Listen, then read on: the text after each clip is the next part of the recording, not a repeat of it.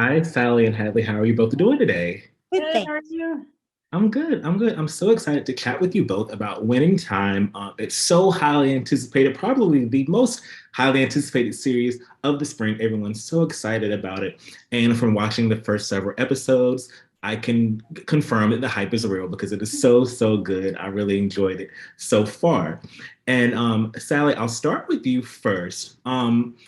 Can you speak to your character Jessie and kind of the role that she plays in her son's life? You know, they have this interesting dynamic. It's definitely it seems to be a complex mother-son relationship. How can you speak to that and kind of tease how that will develop as the season goes forward?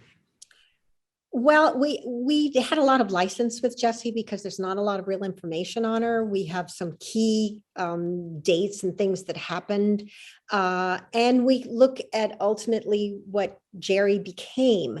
So we have to know that the main parental influence in her life was in his life was Jessie. So that she had to have fed into what he ultimately was. And we just sort of backtracked from all of that. And she, as they say, that she was the thorn in his side and the love of his life. So they had a kind of lovingly combative relationship, or at least that's what we invented. Yeah. That they love each other through sort of combating with each other.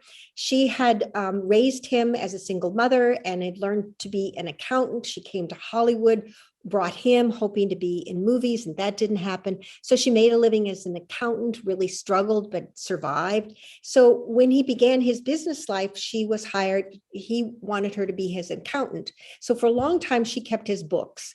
And then later on, he gets more successful in other things and buys the Lakers, but she has been kicked out of his business and replaced, which she's always slightly pissed off about.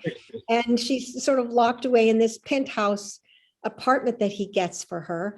But he does ask her when he gets the Lakers to look the books over. And so she always stayed in his both his business life and certainly in his personal life. She's always criticizing him in a sort of lovingly funny kind of, they go at each other way. But the impact that she had on him, I think you see as the show goes on. Yes. And Hadley, this is something that I asked Gaby as well, talking about sexism, and especially during that time, and kind of how the things that women who were in the industry had to go through.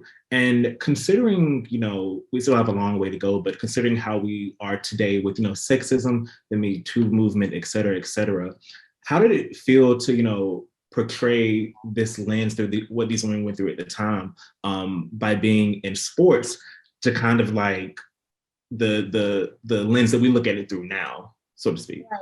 Yeah, absolutely. I mean, I think the first thing to notice is just the ratio when you walk into a room.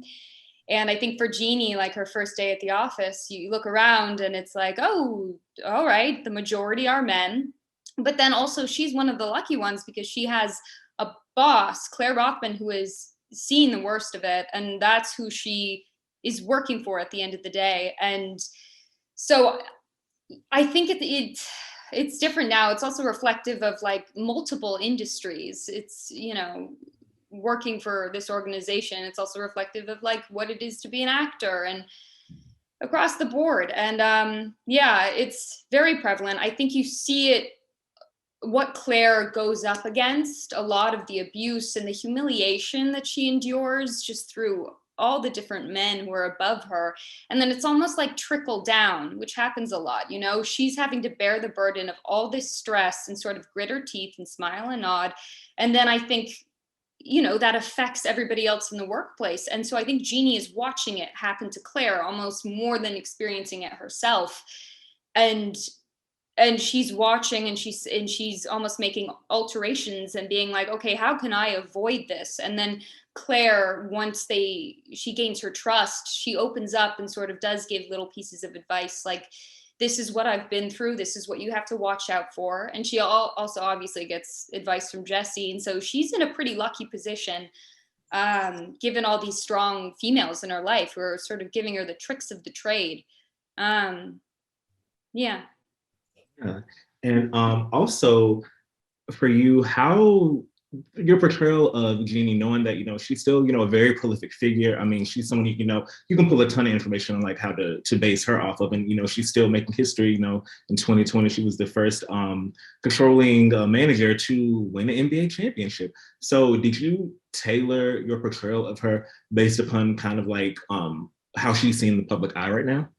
Absolutely. Yeah. But I didn't want to play her how she is now because, this is like 30, 40 years later, who she is now. She's become this person through a lot of work and diligence and also just being smart about the business overall. And I think I want that's the long game, but right now we're seeing her in her not knowing, which I think will make the payoff so much better because somebody starting off as the new kid and not knowing what they're doing and absorbing so much information and everything is novelty and then seeing where she goes. I mean, that's going to be all the much more sweeter, that victory. But yeah, it's a long road and it's interesting to see these people who become such prevalent leaders because sometimes you assume that it was easy, and it's never easy. So seeing where people begin, I think is really, really always interesting to me. Yes. And last question for you, Sally.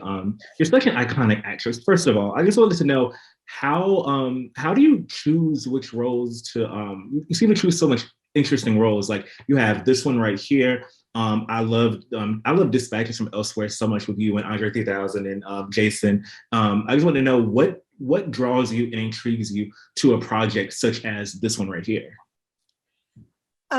Well, first of all, I'm a huge Laker fan, so that was like from the get-go. I want to do this. I want to do this, and luckily the scripts were so well written.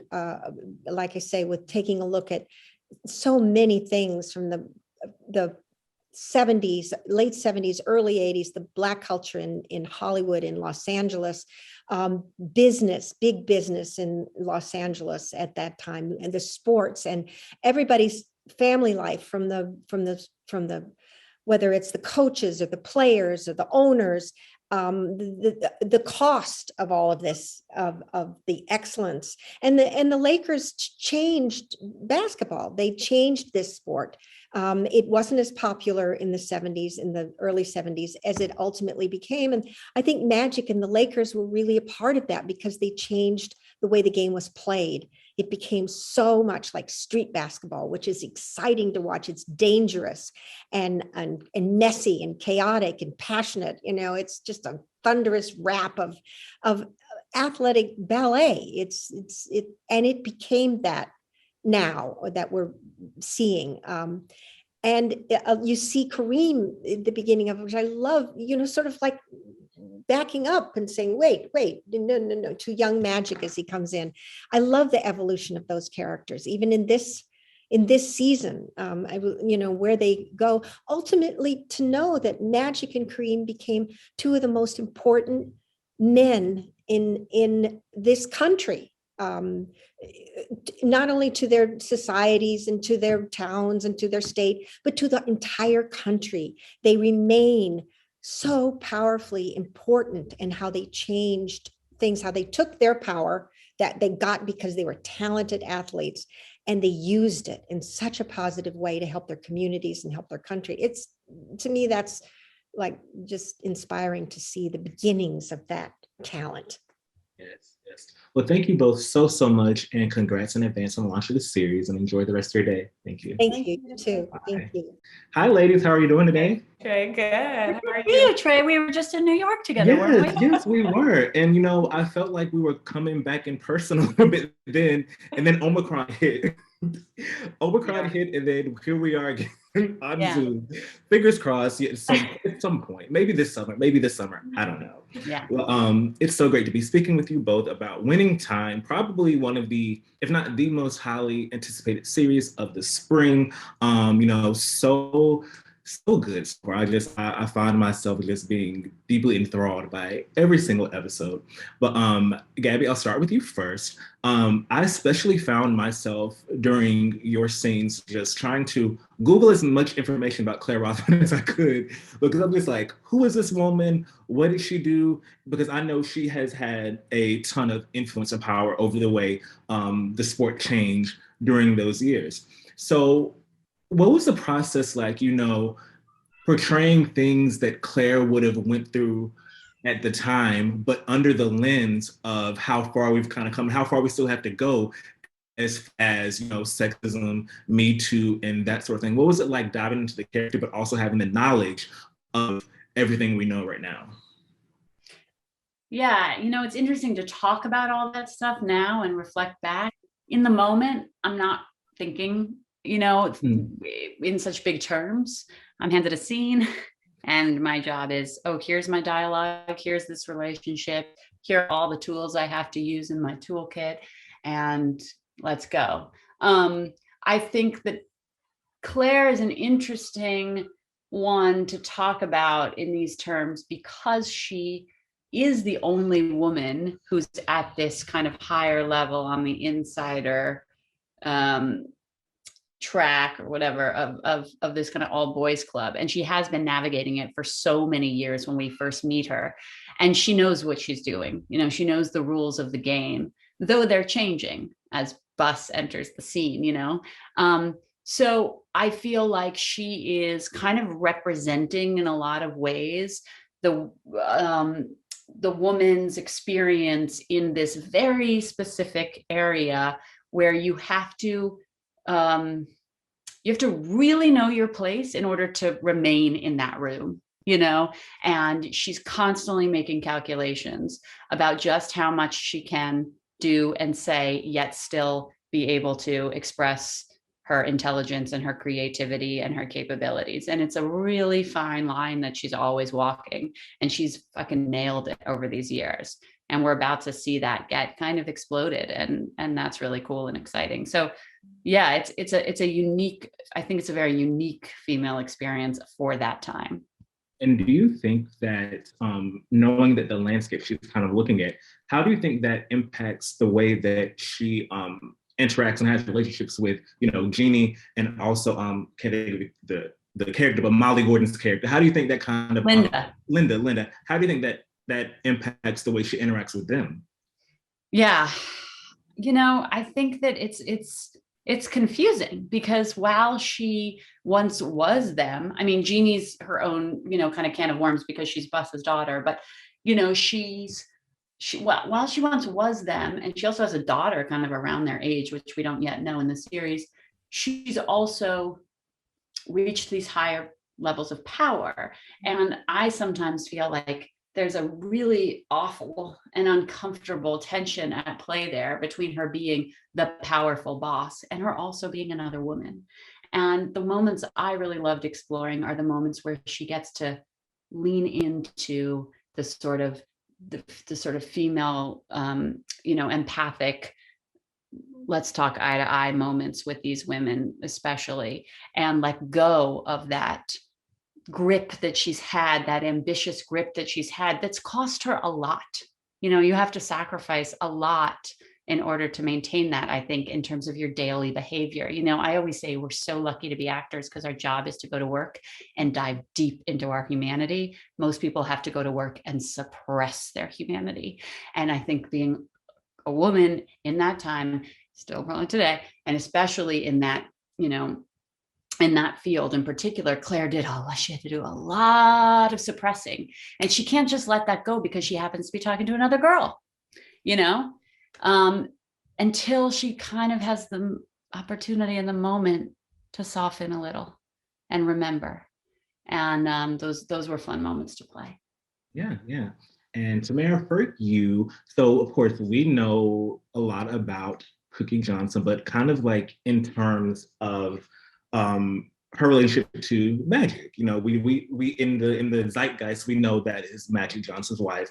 We know their family, that sort of thing. So what's in the public eye? But for you, did you see an opportunity in being able to bring her in as sort of to the forefront in a way that she may not have been in all the years they've been in the public eye. Definitely. I think the biggest thing was being able to research who she was, you know what I mean? And to see the woman before the ring, you know what I mean? And I think in that way, that gives, even with the little that you see Cookie throughout, you know, the season, I think that holds stake in itself, to already know, to be educated in something, or to know a little bit more about the thing that you're approaching, whether it's blatant that, oh, this is who she is, or this is like what I want her to be. She is who she is. But, you know, you see that come through in the way, at least I hope so. You see that in the way that she stands, in the way that she moves, in the way that she carries herself. You know, I think a lot of people see her as just like the devoted, loyal wife, but knowing the world that these men are in, knowing how the world gives them everything, fame, fortune, they have everything at their fingertips. What kind of partner is to be paired, or is paired with that kind of person? And it has to be someone who is strong, someone who understands what it means to hustle, someone who has to kind of let go and surrender and say, hey, hopefully this relationship is for me. And that is a woman or a person who goes through so much on the background. And like, yeah, being able to read her memoir and watch interviews about her and learn about, you know, her family and her parents, where they've come from, where they went to in Detroit to Lansing, all that is just, yeah, it makes up who she is. And like, it was so fun and juicy to play with. It appears to be juicy on screen as well. So good, so good. Well, thank you both so much for your time, and congrats in advance on the launch of the series. Thank you, Jay. Thank you. Good to see you. You too.